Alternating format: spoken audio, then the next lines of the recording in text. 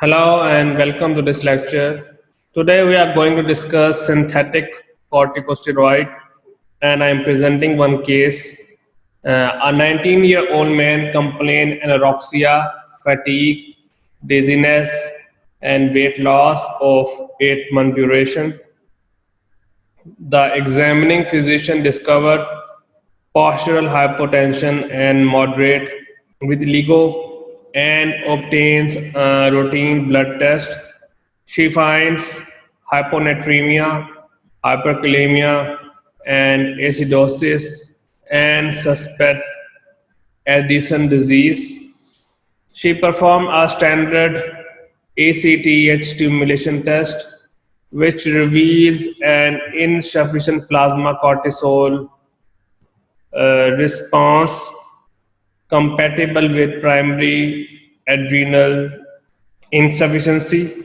The diagnosis of autoimmune Addison disease is made, and a patient must start replacement of hormones he cannot produce himself.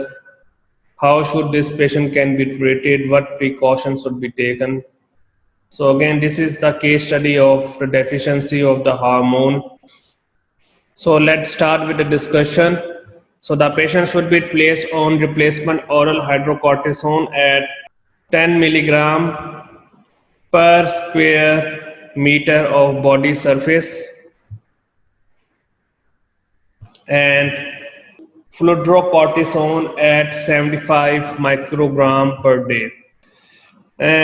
What are the common natural and synthetic corticosteroids for general use?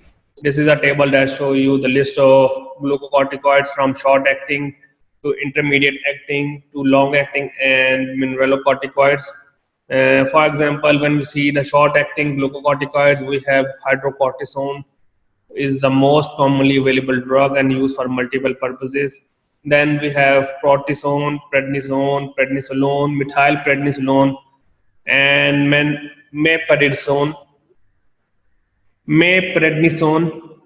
Then, when we talk about intermediate glucocorticoids, we have triamcinolone and fluprednisolone is the common drugs. Then, long-acting, we have the most commonly used beta-metasone and dexamethasone. And in mineralocorticoids, we'll have fludrocortisone. So these are the list of drugs in the under different classification. So we see that the hydrocortisone and glucocortisones are anti-inflammatory, having salt-retaining effect. They are having a short-acting activity around 1 to 12 hours. When we take a look of intermediate drugs, some of the drugs are having high anti-inflammatory effect, but they have negligible or less salt-retaining effect, such as triamcinolone having anti-inflammatory effect, but their salt-retaining activity is not present. Then we have long-acting agents which have beta-metasone and dexamethasone. They are only meant for anti-inflammatory effects and having no salt-retaining effect. Then we have mineralocorticoids. In mineralocorticoids like fludrocortisone, they are having high salt-retaining effect, but having less anti-inflammatory effect. What are the clinical pharmacology and it is used? So it is used for the treatment of disturbed adrenal function such as Addison disease, congenital adrenal hyperplasia, Cushing syndrome, Courses syndrome, and aldosteronism.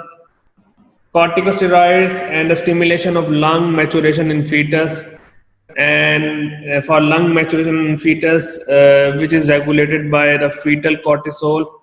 So if there is some hereditary issue or the low level of cortisol, and so we will give them cortisol before 34th week of gestation intramuscular, beta-metasone 12 milligram followed by an additional dose of 12 milligram 18 to 24 hours later.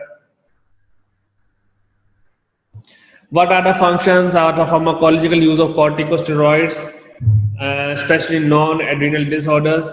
As corticosteroid has been used in a number of allergic reactions, in collagen and vascular disorders, in eye diseases, gastrointestinal diseases, Hematologic diseases, systemic inflammation, infections, other inflammation of conditions, other inflammatory conditions of the bones and joint, nausea and vomiting as well, neurological disorders, organ transplant, pulmonary disease, renal disorders, and skin disease. So, corticosteroids are having a wide variety of effects because of its anti-inflammatory action. When we talk about its uses as allergic reaction, it decreases the eosinophil count, so it can be used as anti-allergic reaction. Then for collagen and vascular disease, it can be used for the treatment of arthritis or autoimmune disorders. For eye disease, it can be used for allergic conjunctivitis or optic neuritis, which actually again, if you take a look of this table, the most of the disorders that they have mentioned are linked to the anti-inflammatory effect. So I'm not going to discuss all of them, but in generally they are having use for a number of disorders with different mention of the examples in the table. When we talk about the toxic effects, the main toxic effect is insomnia, and then behavior changes such as primary hypomania. Acute peptic ulcer is also the toxic effect of this drug. Then acute pancreatitis, it is having some other metabolic effects and other complications along with the adrenal suppression. So, what are the metabolic effects?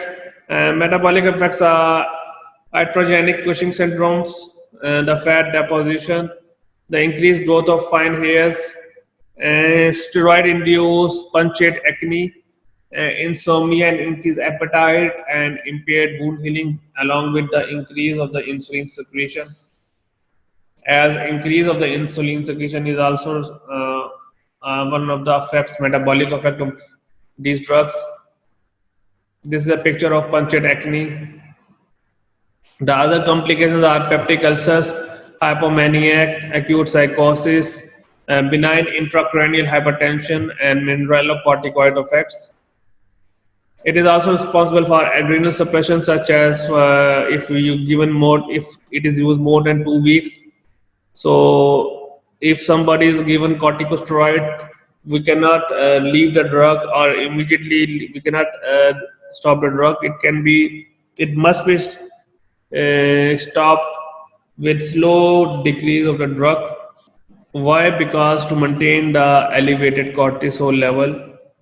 Contraindications, we must monitor the patient very carefully, especially hyperglycemia and glucosuria, sodium retention with edema or hypertension, hypokalemia, peptic ulcer, osteoporosis, and hidden infection. The dose must be low, and usually the drug has been given an intermittent. Continuous administration of drug is not recommended because of the multiple toxic effects. Then we have mineralocorticoids, we have aldosterones, deoxycorticosterones, fludrocortisones, and they promote the reabsorption of sodium from distal part of the distal convoluted renal tubules from the cortical collecting tubules. And if you remember that I go back to the previous slides and I mentioned mineralocorticoids such as fludrocortisones are having more use for salt retaining effect and less as an anti-inflammatory activity. So if you take a look of this table, this you can understand easily. So when we take a look of mineralocorticoids, they promote a reabsorption of sodium, especially from distal part of the convoluted renal tubule, and it is responsible for increasing aldosterone, and it is used for hypokalemia, metabolic alkalosis, increased plasma volume, and hypertension.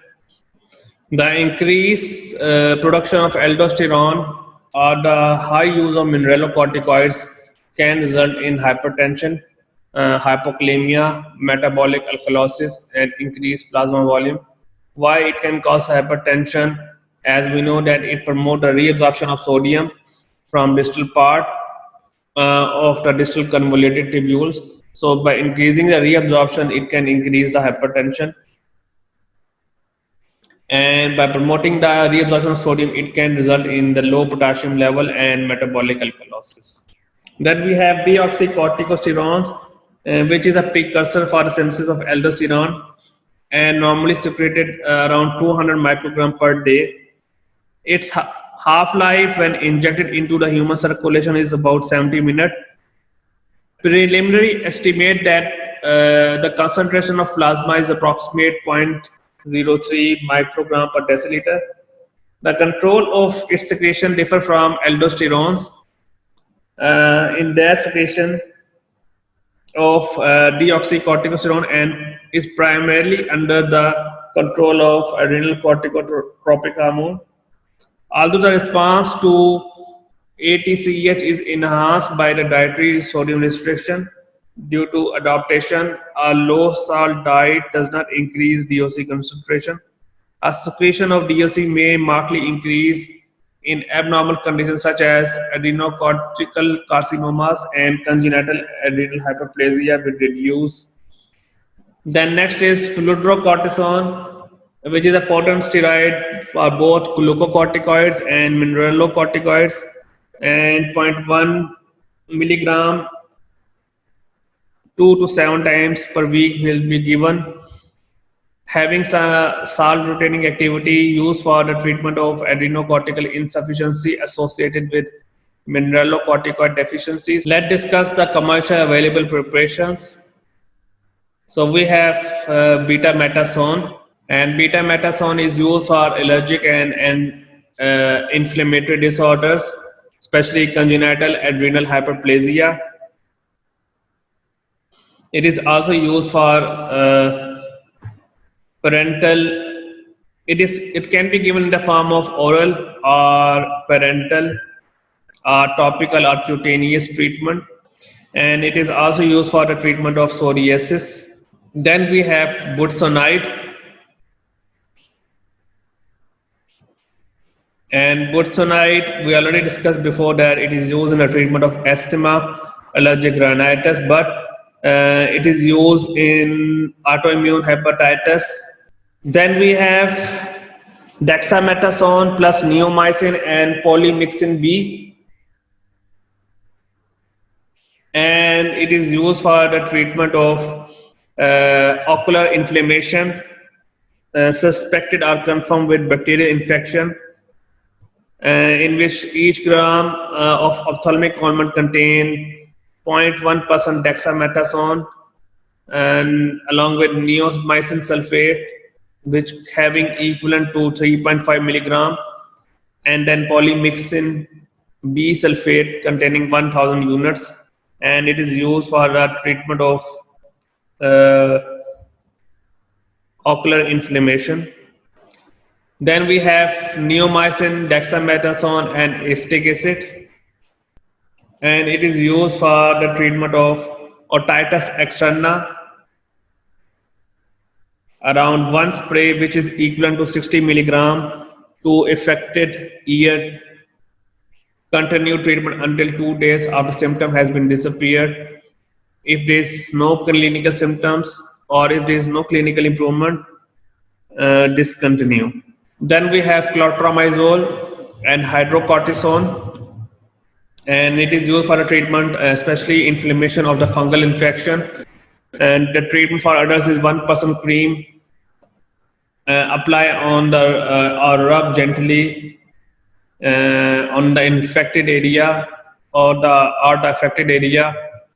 Then we have hydrocortisone and fusidic acid, and it is used for the treatment of moderate to severe atopic dermatitis with secondary bacterial infection, in which each preparation contains 1% hydrocortisone and 2% fusidic acid.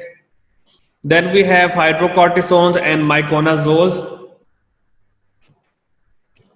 and it is used for the treatment of infected dermatitis, and oral, and the ointment contain hydrocortisone 1% and miconazole 2%.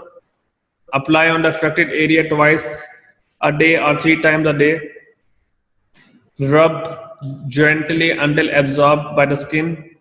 Then we have methylprednisolone, which is used for the treatment of and which is used for the treatment as anti-inflammatory or corticosteroid responsive dermatosis or immunosuppressive or anti-inflammatory. It can be given as intramuscular, intravenous, intra-articular, depending upon the type of disease. And it is used for various allergic conditions. And for allergic condition, the dose prescribed is 24 milligram on day one, in which 8 milligram before breakfast, 4 milligram after lunch, 4 milligram after supper, and then 8 milligram at bedtime. So if we calculate the dose, 8 plus 4 plus 4 plus 8 is it is equal to 24 milligram on day, especially for day one. And then they mentioned that we reduce a dose or we divide the dose 24 milligram into 2 or 3 divided dose upon initiation regardless of the time of the day, and then 20 milligram on day 2, and then 16 milligram on day 3, and then 12 milligram on day 4. So we gradually reduce the dosage.